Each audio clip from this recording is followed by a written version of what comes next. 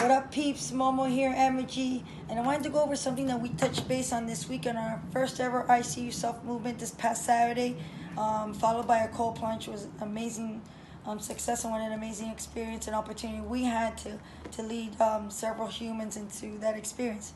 Anyway, we talked about the nervous system. So outside of our nervous system, I just want to explain how much in control we really are, and how powerful we can be, and we can continue to be on a daily. So out of our nervous system, there is the central nervous system and the peripheral nervous system. And out of that nervous system, there's a voluntary and a non-voluntary nervous system. The voluntary is the somatic. The non-voluntary is the autonomic one, which is it's involuntary. And out of that involuntary, there is the sympathetic and the parasympathetic. The sympathetic is the nervous system that is activated through things that have to get done throughout the day, like our daily, our relationships, a lot of us, going to work in a place that we're miserable at and there's no passion or purpose there, the stresses of having kids and deadlines and, I gotta go pick up this and do that. That activates the sympathetic, which is red. Let's refer it to red. It heats up. It's anxiety. It can be overwhelming and depression, and that's the sympathetic. The parasympathetic is relaxation. It's breath. It's just what gives us that what activates the blue. I'm gonna call that blue. So it's relaxation. So there should be a balance of those two.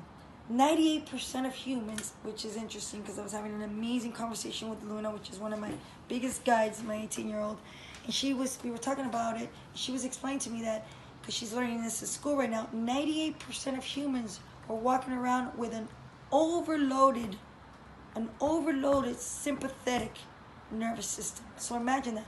Oh my God. Shallow breathing.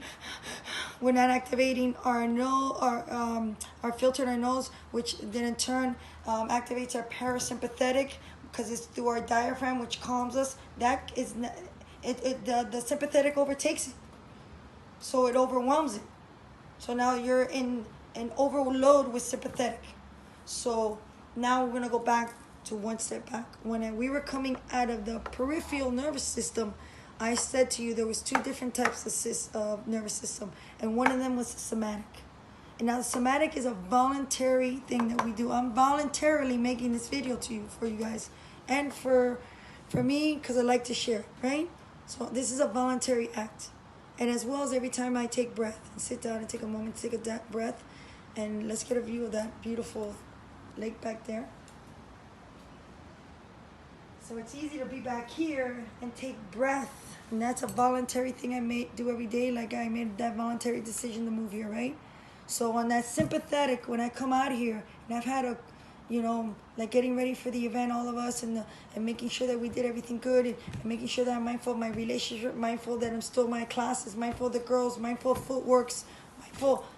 It can get overwhelming, and my sympathetic nervous system was very active the last few days. And I made a decision on the somatic aspect, which is voluntarily I would sit down to activate an involuntary nervous system, which is the parasympathetic, which brings relaxation and calmness, and it's healing, and it's relaxation, right? And it allows the sympathetic nervous system to calm down. So when we put you guys in a plunge, we are telling you before in the workshop, we were guiding you guys through breath, which was a voluntary act you were all making, which is the somatic, voluntarily doing that, and you're putting oxygen in your limbs and your spine and your brain and calming yourself down, activating your parasympathetic.